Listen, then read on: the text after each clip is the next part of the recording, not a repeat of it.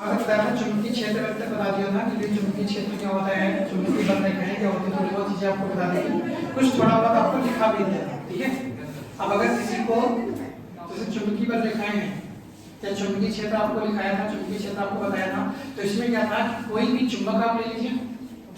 ठीक है, आपने क्या लिया, एक चुंबक लिया कोई, मान लीजिए। अब चुंबक के साथ ये देखा जाता है इसका N सिरा और S सिरा।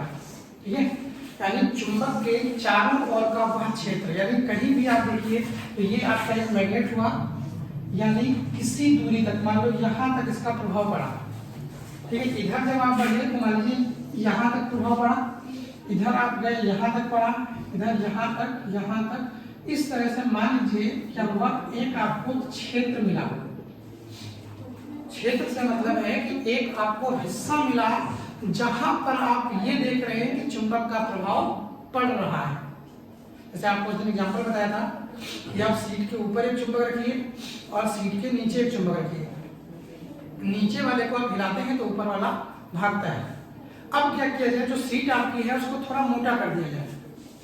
समझ रहे हैं, सीट क्या कर दी जाए, थोड़ी सी मोटी कर दी जाए, तो आप देखेंगे कि हाँ थोड़ा बहुत तब भी असर रहेगा।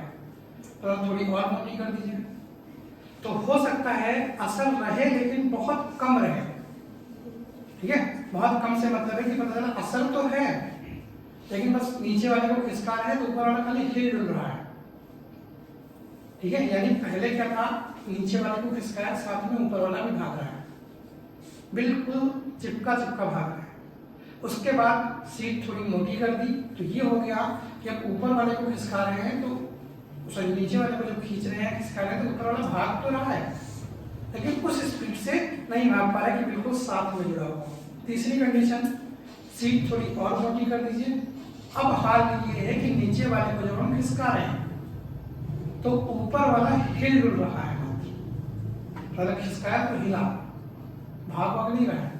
चौथी कंडीशन, अगर आप सीट को थोड़ा और मोटा कर दीजिए, अब नीचे वाले को आप दौड़ाते रहिए, ऊपर वाले पर कोई फर्क नहीं पड़ रहा है। तो इसका मतलब है जो आपने कंडीशन देखी, पहले मान लीजिए एक इतनी मोटी सीट रखी, दोबारा इतनी मोटी सीट रखी, तीसरी बार में इतनी मोटी सीट रख दी आपने, तब भी देखा कि क्या है, चुंबक का कुछ प्रभाव पड़ रहा है। तो इसका मतलब है चुंबक का प्रभाव इतनी मोटी सीट तक है, इससे थोड़ी सी और मोटी आपने करी तो चुंबक का प्रभाव खत्म हो गया।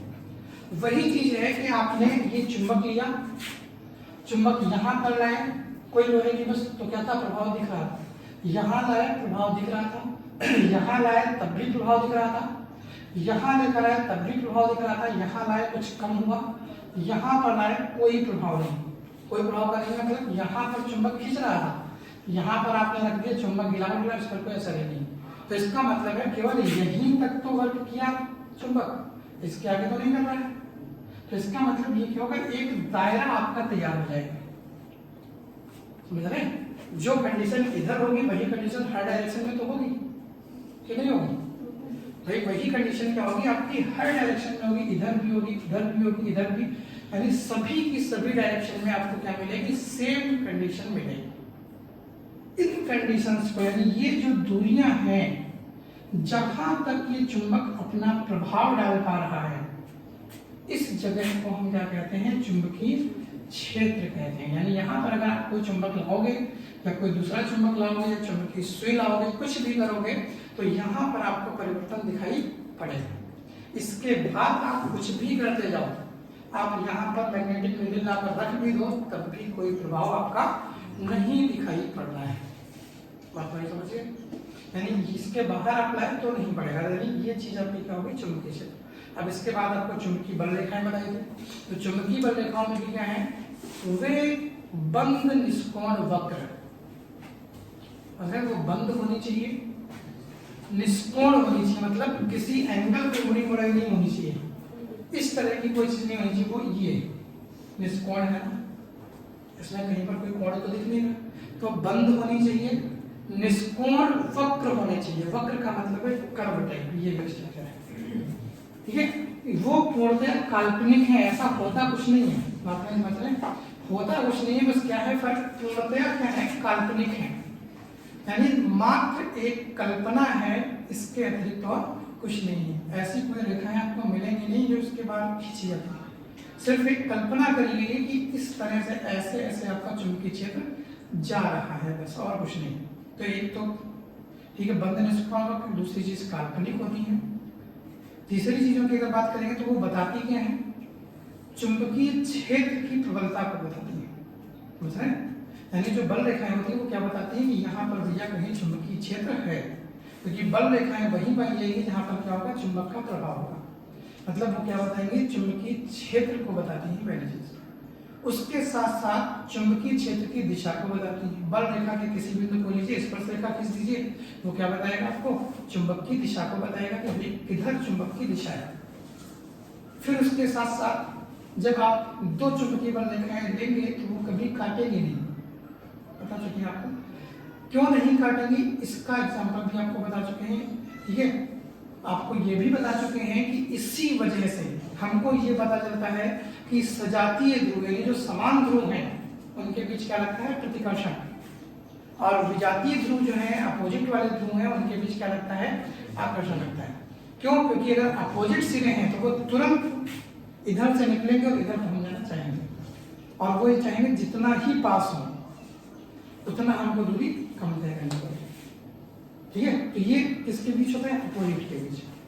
अगर एक जैसे हैं तो भैया यहाँ भी n लगा दो, तो अब ये क्या है, इधर जाना ही नहीं चाह रहा। अगर सोच रहा है दूर जाएंगे हम तो कट जाएगी, अगर कट जाएगी तो फिर वही कहानी जो आपको बता चुके हैं कि दो दिशाएं मिल जाएंगी आपको, दो ध्रुव एक ही बिंदु पर मिल जाएंगे, जो कि संभव नहीं होता। तो इस तरह से ये काटेगा नहीं, और जब काटेगा नहीं तो इसके समीप से निकलने की कोशिश करेगा। अब एक तो बल रेखा है नहीं कि निकल जाए, एक निकली फिर एक आई फिर एक आई, तो अब क्या करेगी, ये इसको थोड़ा सा धक्का मारेगी इधर की तरफ और ये इसको थोड़ा सा धक्का मारेगी। इस तरह से क्या होती है, हम पता लगाते हैं कि जो अपोजिट वाले सिरे हैं वो क्या करते हैं, आकर्षण लगाते हैं, सॉरी अपोजिट वाले सिरे प्रतिकर्षण लगाते हैं, और जो आपके इसलिए तो बोला था अपोजिट वाले सिरे क्या करते हैं, आकर्षण लगाते हैं, और समान वाले सिरे क्या करते हैं, प्रतिकर्षण लगाते हैं। ये कहानी है चुंबकीय रेखाओं में। अब लिखाया कहाँ तक थे ये भी बता दीजिए, चुंबकीय क्षेत्र तक लिखा जाता है, लिखाना चुंबकीय क्षेत्र। किसी चुंबक के चारों ओर, किसी चुंबक के चारों ओर का वह क्षेत्र, किसी चुंबक के चारों ओर का वह क्षेत्र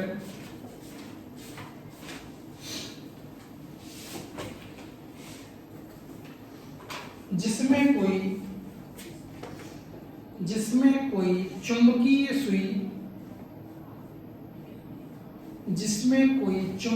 सुई एक बल युग्म का, जिसमें कोई चुंबकीय सुई एक बल युग्म का अनुभव करती है, बल युग्म का अनुभव करती है,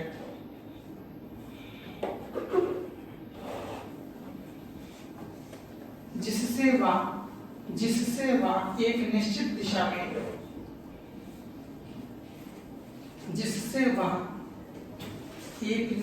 दिशा में, रुकती या ठहरती है, जिससे वह एक निश्चित दिशा में रुकती या ठहरती है, चुंबकीय क्षेत्र कहलाता है, चुंबकीय क्षेत्र कहलाता है।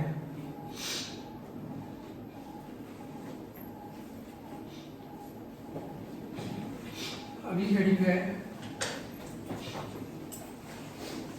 चुंबकीय बल रेखाएं।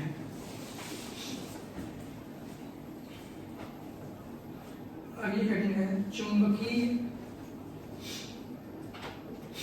बल रेखाएं।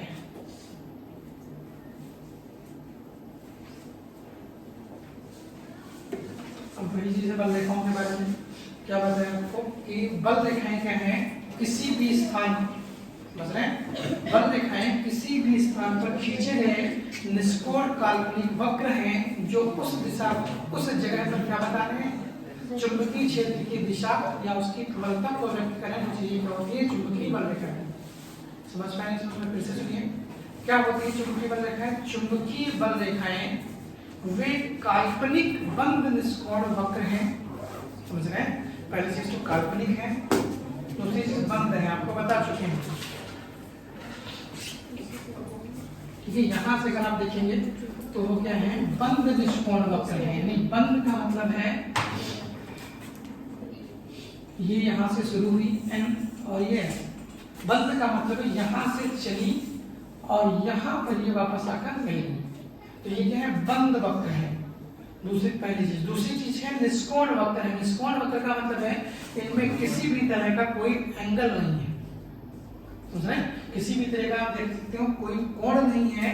इस तरह की ये बल रेखाएं यानी बंद निष्कोण, और दूसरी चीज काल्पनिक है। ऐसा होता कुछ नहीं है, केवल कैसी है? कल्पना करी गई है कि भैया इनके आसपास चुंबकीय क्षेत्र कुछ इस तरह का होगा। लेकिन चुंबकीय क्षेत्र कोई दिखने वाली राशि तो है नहीं कि हमको कहीं दिख जाएगी कि किस तरह का है। तो ये खाली महसूस की जा सकती है। ठीक है, क्योंकि ये चीज होती है, जबकि पता नहीं होती भी है कि नहीं होती। बहुत सी ऐसी चीजें होती है जो हमको खुद नहीं पता है कि होती भी है नहीं होती, लेकिन हम मानते हैं मान्यताओं का। सब भगवान होते हैं, किसी ने देखा है क्या किस तरह के हैं, अब वो एक धारणा बना दी गई कि ये ऐसे हैं। अब क्या पता है भाई जिसने बनाई है मूर्ति उसने देखा भी है कि नहीं देखा है। अब एक चीज एक्सप्लेन कर दी गई कि भैया ये ऐसे हैं हमारे इष्ट देव। अब क्या है? उस चीज को हमें फॉलो करना है कि भाई ये इस तरह की चीजें होती होंगी। किसी ने नहीं देखा है कि इसके पहले क्या था, लेकिन अब जैसे मान लीजिए कहीं देखा जाता है तो बहुत पुराने ग्रंथ, कहीं पर हड़प्पा मोहनजोदड़ो ये सब खुदाइयां हुई तो उनमें कुछ पाया गया कि इस तरह का है, तो उसी के आधार पर तो चीजें एक्सप्लेन करी गई कि ये ऐसा होता था। अब अभी मान लीजिए आप सब लोग हैं, अभी कोई ऐसी भयंकर प्राकृतिक आपदा आ जाए कि सब का सब तहस नहस हो जाए। अब जब कोई बचेगा ही नहीं यहाँ से तो एक्सप्लेन कौन करेगा कि भाई कैसा माहौल था। उसके बाद जब कभी 1000, 9000, 10,000, 20,000 साल बाद खुदाई उदाई होगी तो कुछ मिलेगा? नहीं मिलेगा। तो यहाँ पर ऐसे ही हो जाए। अब कभी खुदाई होगी तो ये हाल भी मिलेगा कोचिंग वाला। तो एक अंदाजा लगाया जाएगा कि यहाँ भैया पहले कुछ चलता था इस तरह का, पढ़ाई वढ़ाई होती थी, यानी कोचिंग वोचिंग चलती रही होगी, या कहीं किसी दूसरी चीज का ढांचा मिल जाएगा तो ये अंदाजा लगेगा कि यहाँ कुछ ऐसी चीज थी। पता चला नहीं, ठीक है, मंदिर का कोई स्ट्रक्चर मिल गया तो ये पता चलेगा कि कोई धार्मिक जगह थी। यही तो है। वरना जब सब एकदम एक साथ जाएंगे तो बताने को तो कोई बचा नहीं कि ऐसा ऐसा था, तो हम जानेंगे कैसे? जानेंगे तो इसी तरह से फिर जो चीजें हमको बाद में मिलेंगी कभी हम उनसे अंदाजा लगाएंगे कि ऐसा रहा होगा, इतनी ग्रोथ रही होगी। आपने उस समय उसमें सुना होगा भाई रोडें समकोण पर काटा करती थी। समकोण पर काटने का मतलब चौराहे वाला सिस्टम। ये ऐसे गाँव तब भी ये था कि चौराहे वाला था, रोड के दोनों ओर नालियां बनी हुई थी जो आज ट्रेंड में आ रहा है। घरों के दरवाजे अंदर की तरफ खुलते थे, समझ रहे? केवल ये नहीं बाहर रोड पे कोई निकल रहा है खोल दिया कर बढ़ा गिरा, ठीक है, अंदर की तरफ खुल जाता। घरों में क्या होते थे? कुएं होते थे। आज क्या होते हैं? नल होते हैं।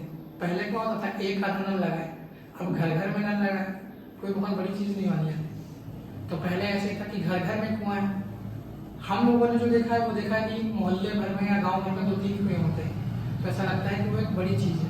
तो अगर आपसे कहा जाएगा नहीं घर घर में कुएं थे तो थोड़ा अजीब सा लगेगा कि घर घर में कुएं थे, यहाँ तो पूरे गाँव भर में 2 कुएं हैं, ठीक है। तो यानी लेकिन नल अगर आप देखेंगे तो नल क्या है? आजकल क्या है? घर घर में है कि नहीं? एक ही घर में बहुत 2-3 नल, 2-3 का अपना नल पहले था, पानी देना बंद कर दिया, उसको छोड़ दिया, दूसरी जगह लगवा दिया। नल भी है, समर भी है, सब कुछ है। यानी कहने का मतलब अब अगर कोई ग्रोथ देखी जाएगी तो यही कहा भैया बहुत विकसित थे, ये तो होगा। और भी बहुत सारी चीजें हैं। तो यही कहने का मतलब है कि हमें सिस्टम पता नहीं होता है कुछ, हम क्या करते हैं मात्र एक अंदाजा लगाते हैं कि ऐसा रहा होगा। तो यही चीज यहाँ पर भी है, कल्पना कर रहे हैं कि इस तरह से चुंबकीय क्षेत्र में कोई स्ट्रक्चर थोड़ी है कि यही आपका दिख रहा है। अब वो किसी दूसरी तरह से भी हो सकता है, लेकिन ये हम मानते हैं कि जो भी था वो इस तरह के यानी बंद निष्कोण काल्पनिक वक्र थे जो व्यक्त क्या करते थे? किसी भी बिंदु पर चुंबकीय क्षेत्र की दिशा या उसकी प्रबलता को व्यक्त करते थे। इसके साथ साथ ये देखा गया कि यहाँ पर क्या है, पास पास है, तो यहाँ पर क्या होगा, चुंबकीय क्षेत्र प्रबल होगा, और यहाँ पर क्या है, बहुत दूर दूर है, तो यहाँ पर चुंबकीय क्षेत्र दुर्बल होगा, यानी प्रबल नहीं होगा। बात हमारी समझ पाएंगे? अब लिखना है, इसको लिख लीजिए।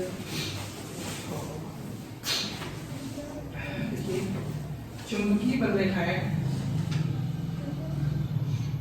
चुंबकीय बल रेखाएं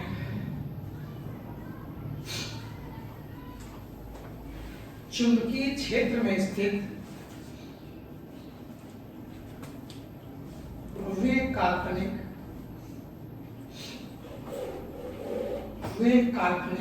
बंद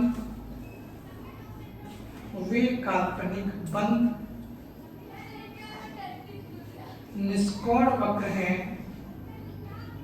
वे काल्पनिक बंद निष्कोण वक्र हैं जो उस स्थान पर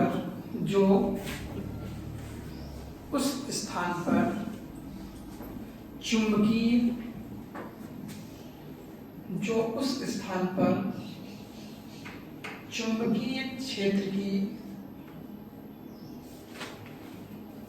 दिशा व तीव्रता को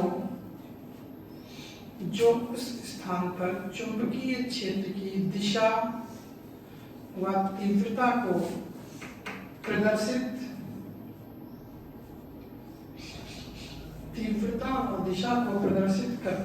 करती है।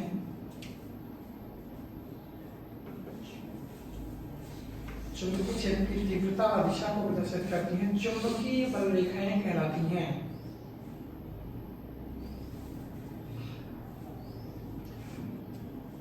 चुंबकीय बल रेखाएं कहलाती हैं।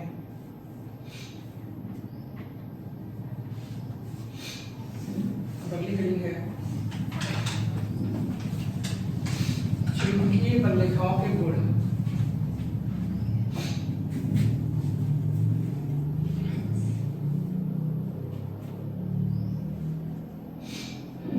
चुंबकीय बल रेखाओं के गुण।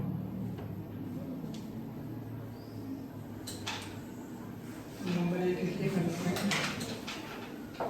पहला पॉइंट, ये निष्कोण काल्पनिक वक्र होते हैं। ये निष्कोण काल्पनिक वक्र होते हैं।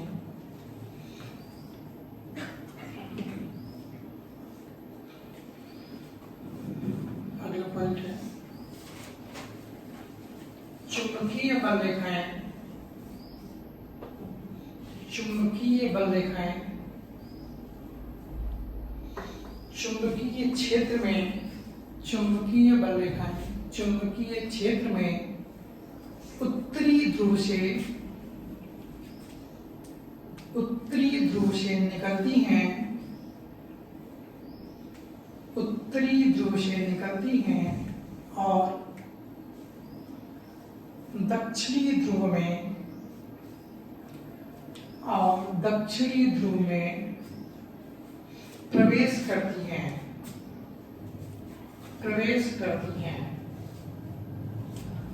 तथा चुंबक के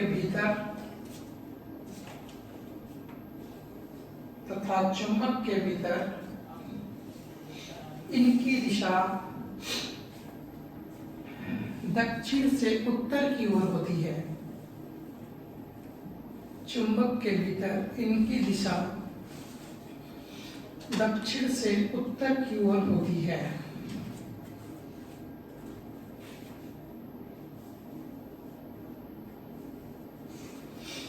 अगला पॉइंट है चुंबकीय बल रेखा के किसी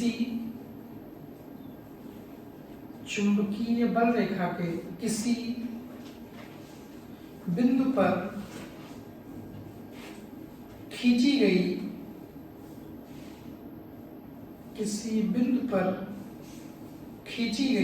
स्पर्श रेखा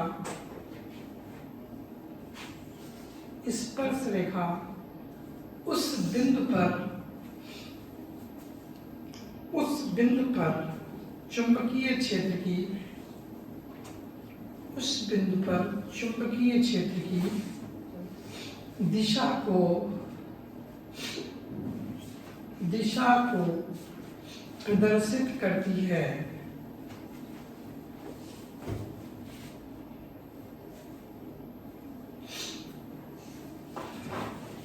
अगला पॉइंट है दो बल रेखाएं कभी भी एक दूसरे को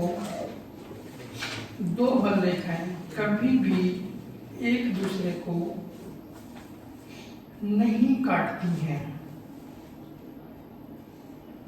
दो बल रेखाएं कभी भी एक दूसरे को नहीं काटती हैं।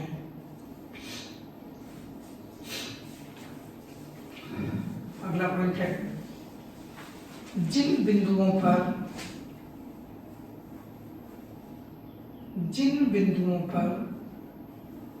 बल रेखाएं पास होती हैं,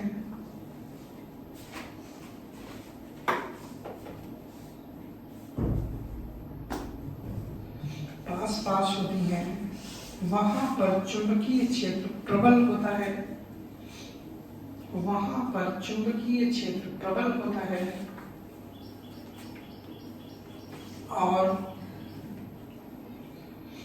और जहां पर चुंबकीय बल रेखाएं दूर होती हैं और जहां पर चुंबकीय बल रेखाएं दूर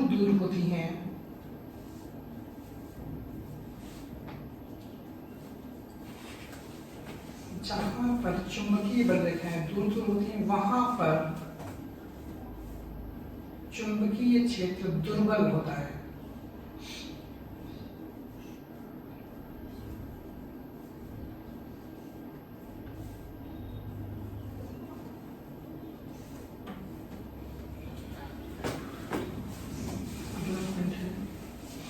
यदि किसी बिंदु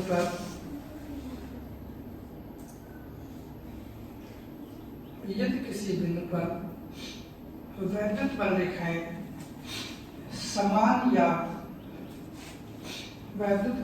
समान या समदूरस्थ हैं,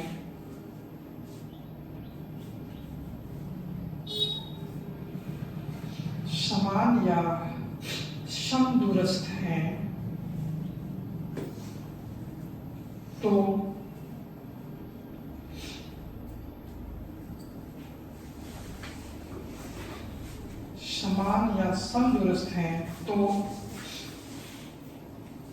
वहां एक समान चुंबकीय क्षेत्र होता है।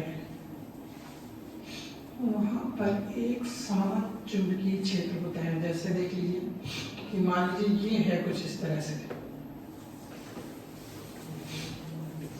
ठीक है, एक जैसी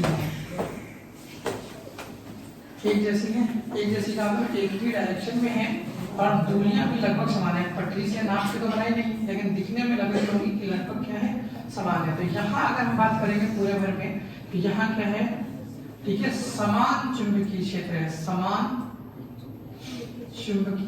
है। अगर कहीं पर, जैसे आपको अभी इसका पहले बताया था, मान लीजिए यहाँ से शुरू होती है और ये इस तरह से नहीं, ये अब देखिए यहाँ पर क्या होगा। अगर आप बात करें तो यहाँ देखिए ध्यान से, यहाँ पर क्या है, पास है, देखिए बिल्कुल समीप है। तो यहाँ पर क्या होगा, प्रबल चुंबकीय क्षेत्र होगा, ठीक है। यहाँ पर देखिए काफी दूरी है, तो यहाँ पर अगर हम बात करेंगे तो ये कैसा होगा, दुर्बल चुंबकीय क्षेत्र होगा। क्यों? क्योंकि दूरी ज्यादा है। और बल रेखाओं यानी क्षेत्र की अगर बात करेंगे तो जितना समीप होंगी उतना ही क्या होगा, प्रबलतम आपका क्षेत्र होगा, ठीक है। तो ऐसा नहीं है कि चुंबक एक ही है, इसीलिए कहा जाता है कि चुंबक के सिरे ज्यादा चुंबकित होते हैं, बीच वाला हिस्सा किनारा नहीं होता। कभी आपको बताया भी ना, कभी आप चुंबक चिपकाइएगा तो आप देखेंगे कि कहाँ चिपकता है हमेशा जाके, किनारे पर चिपकता जाके। अगर हमेशा कहाँ चिपकता है, किनारे पर चिपकता है, बीच में नहीं चिपकता है। बीच में आप चिपकाने की भी कोशिश करोगे, कट से किनारे खिसक जाएगा। क्यों? क्योंकि मेन पावर उसकी कहाँ है, सिरों पर है। सिरों पर बहुत प्रबल चुंबकीय क्षेत्र होता है। ठीक है, अब अगली हेडिंग लिख लीजिए, चुंबकीय क्षेत्र में गतिमान आवेश पर बल।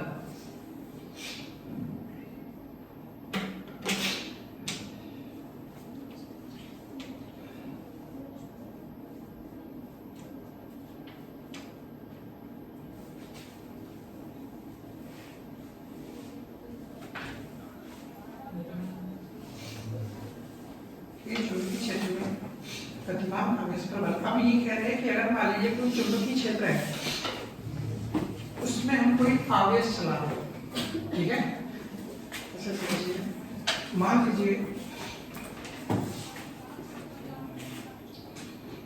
कहीं पर हमने क्या किया, एक गतिमान आवेश ले लिया, ठीक है, या ये एक हिस्सा हमने लिया बड़ा सा, ये आपका क्या है, एक, ये मान लीजिए ये एक आपका क्या है,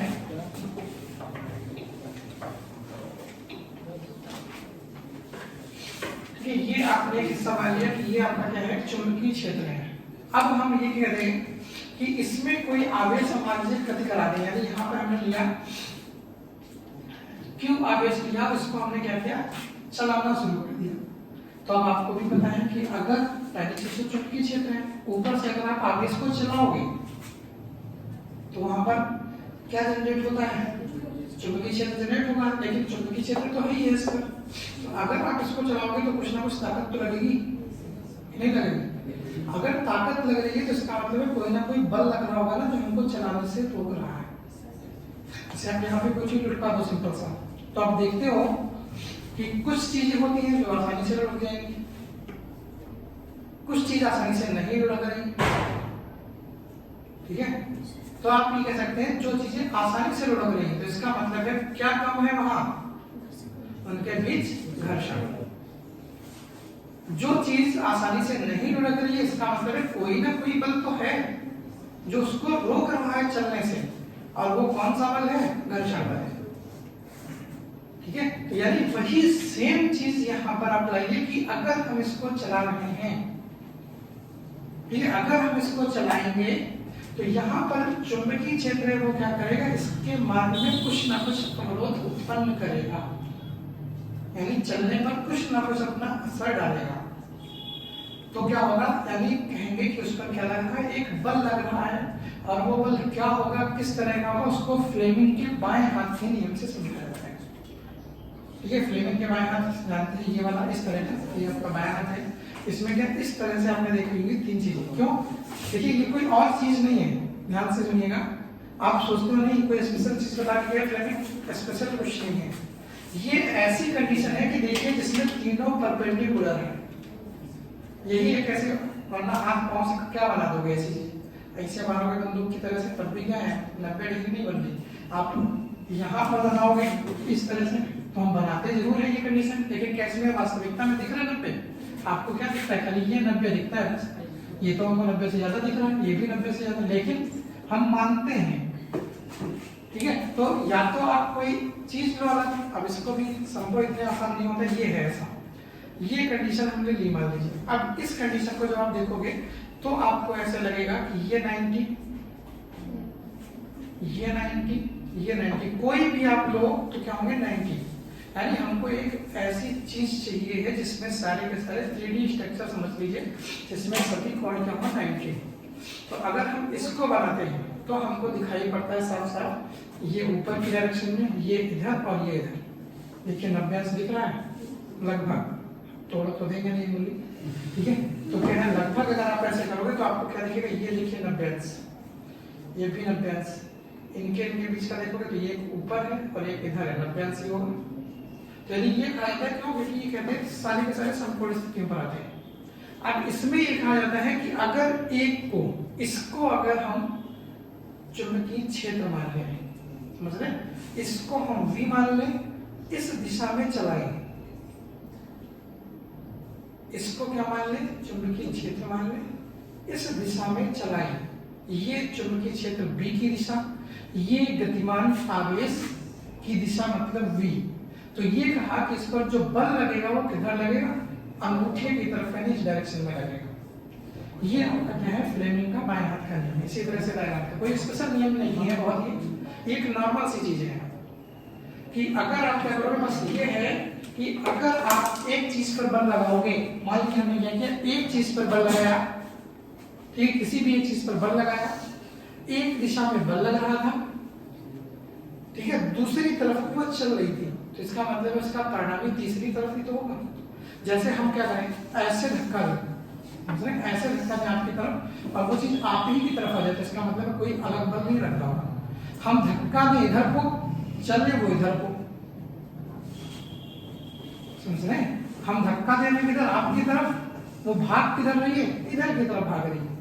तो इसका मतलब क्या हुआ, हम जब धक्का दे रहे हैं इधर को तो डायरेक्शन इसकी इधर मुड़ी हुई होगी, नहीं भाई, तभी तो यानी कहने का मतलब फोर्स लगा इधर रहे हैं, मूवमेंट इधर हो रहा है, तो यानी जो हम फोर्स लगा रहे हैं उसका एक अंश इधर भाग रहा होगा, इधर भी जा रहा होगा।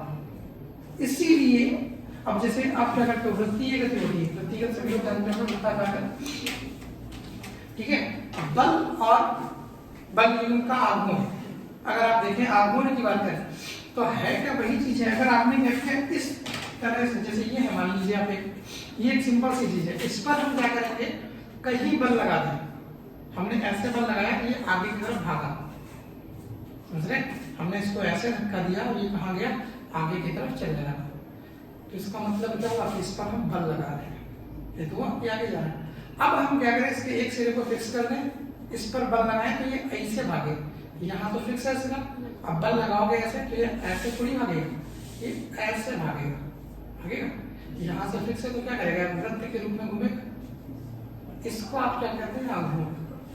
तो ये कहने का मतलब है बल हम कहीं और लगा रहे हैं, रिजल्ट हमें कहीं और मिल रहा है, समझ रहे। जैसे आपने इसके एग्जांपल्स देखे होंगे, खेत वेत में चूहे गड्ढा कर देते हैं, देखा, ठीक है, उस गड्ढा जिसको बोलते हैं, तो आप उसमें करते क्या होगा, सिंचाई कर रहे हैं, अब पानी जा तो रहा है, पता चला गड्ढे में घुस रहा है, अब ये नहीं पता चला कहाँ जा रहा है, अब पड़ोस वाले खेत में देखिए दूसरे खेत में निकल रहा होगा, इसका मतलब वो गड्ढा कहाँ गया है, पता चला उसकी डायरेक्शन इधर दिख रही है, तुम्हारे गड्ढा इधर को है और पानी उस कोने में निकल रहा है, तो इसका मतलब वो अंदर ही अंदर कहाँ ले गए हैं हमें नहीं पता है।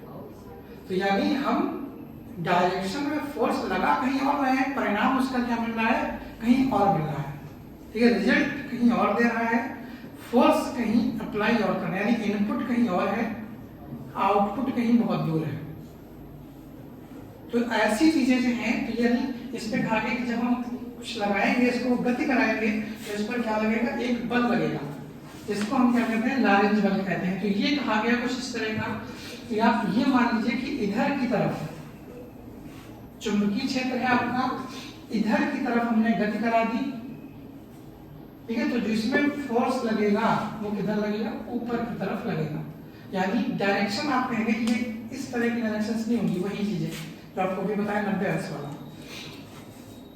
ये ठीक है, चुंबकीय क्षेत्र इस दिशा में है, ये तीन ठीक है, चुंबकीय क्षेत्र किधर है, लाल वाले की दिशा में, जो कि आपकी तरफ है, ठीक है, चला किधर रहे हैं, अपनी तरफ चला रहे हैं, ब्लैक वाले की तरफ, तो बल इस पर कितना लगेगा, ऊपर की तरफ लगेगा, मतलब ब्लू वाले की तरफ, बात समझ पाए हम। ये क्षेत्र है चुंबकीय क्षेत्र, ये वेग है इसका, तो इस पर बल कितना लगेगा, ऊपर की तरफ लगेगा, इसको हम क्या कहते हैं, लारेंज बल कहते हैं, ठीक है, क्या कहते हैं, लारेंज बल कहते हैं। तो लिख लीजिए जरा इसको, ये जब कोई गतिमान आवेश, जब कोई गतिमान आवेश किसी चुंबकीय क्षेत्र में गति करता है, जब कोई गतिमान आवेश किसी चुंबकीय क्षेत्र में गति करता है तो उस पर एक बल कार्य करने लगता है, तो उस पर एक बल कार्य करने लगता है।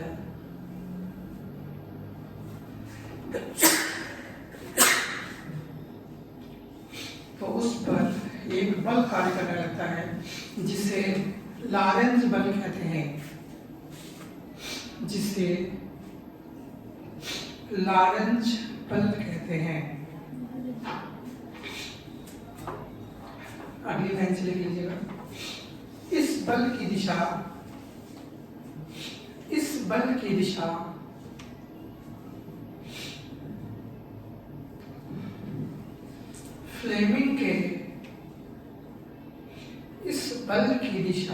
फ्लेमिंग के बाएं हाथ के नियम, फ्लेमिंग के बाएं हाथ के नियम या बाएं हाथ की हथेली के नियम भी कह सकते हो, बाएं हाथ के नियम या बाएं हाथ की हथेली के नियम से ज्ञात की जाती है।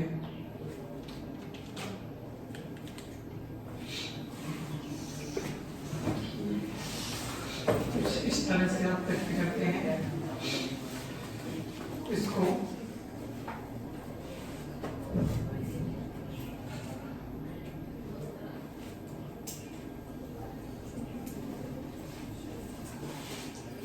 मान लीजिए आपका कोई प्रश्न है, अब ये कह रहे हैं कि यहाँ पर मान लो क्या है, बी है, ठीक है, ये इसके लंबवत है। जैसे किताब मान लो, एक किताब के दो पृष्ठ कैसे होंगे, लंबवत होंगे, उसके बीच से चला दो या बीच में चुंबकीय क्षेत्र लगा दो, इधर उधर चला दो। तो ये कह रहे हैं कि इधर क्या है, ये लग रहा है, इसका वेग किधर है, इधर है, तो जिस पर बल लगेगा वो किधर लगेगा, इधर की तरफ आपका क्या लगेगा, बल लगेगा। नहीं ये वही सेम कंडीशन जो आपको बताई हमने, ये आपका चुंबकीय क्षेत्र, ये आपका वेग, ठीक है, तो फिर ये आप उस पर क्या लगेगा, बल लगेगा। इसको बदल लीजिए, ये आपका वेग है, ये कोण कितने का है, 90 डिग्री का है। दिख बदलना ना हो, लेकिन है कितना 90, चाहे इधर देख लो चाहे इधर देख लो, ये होना चाहिए 90 डिग्री का। और कौन गत कराया गया है, ऑब्वियस गत कराया गया, तो चाहो तो यहाँ पे आप इस भी लिख सकते हो कि प्लस क्यू है, इसको गति कराना है, तो ये कंडीशन होगी।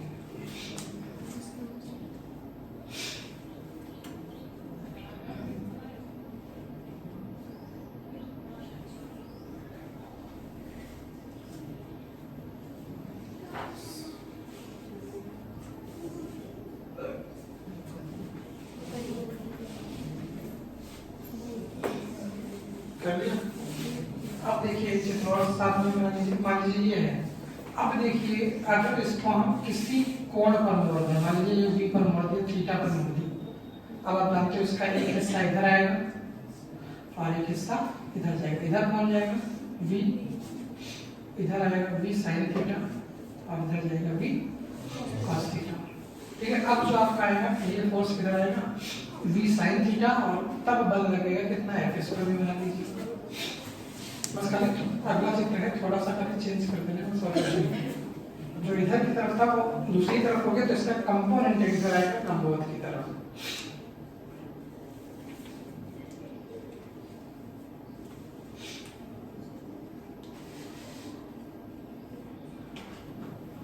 ये फार्मूला है F बराबर Q V B sine theta, ये आपका क्या है, लॉरेंज बल है। F बराबर Q V B sine theta, F बराबर Q V B sine theta. अब वही कंडीशन देखनी है जब थीटा बराबर 0, ठीक है, थीटा बराबर 0 कर दोगे तो F बराबर कितना, 0 आएगा, पहला हिस्सा। दूसरा हिस्सा जब थीटा बराबर 90, ठीक है, तो F बराबर कितना, क्यू वी बी यानी अधिकतम। और चाहो तो तीसरा फिर निकाल देना 180, जब थीटा बराबर 180, 3 निकाल दीजिएगा, तो F बराबर कितना 0।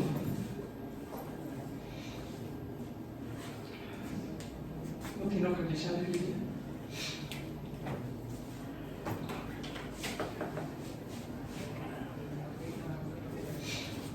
ठीक है, इसके आधार पर आप 3 निष्कर्ष निकाल सकते हो कि जब समांतर है मतलब कोण 0 है तो बल कितना लगेगा 0। प्रति समांतर है मतलब अपोजिट है या कोण 180 है तो भी बल कितना लगेगा 0। लिख लीजिए पहले फिर समझा दें।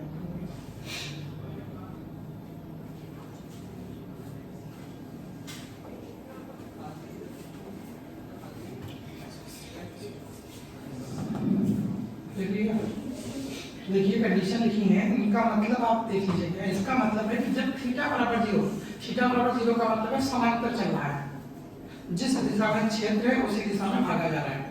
अगर ऐसा है कभी तो उस पर कोई भी बल नहीं है।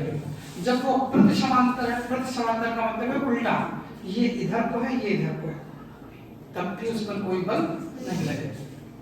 अगर ये इधर है और ये इधर है 90 डिग्री पर है तो इस पर लगने वाला बल अधिकतम होगा। इसके बीच में अगर है तो आप मान रख के निकाल सकते हो।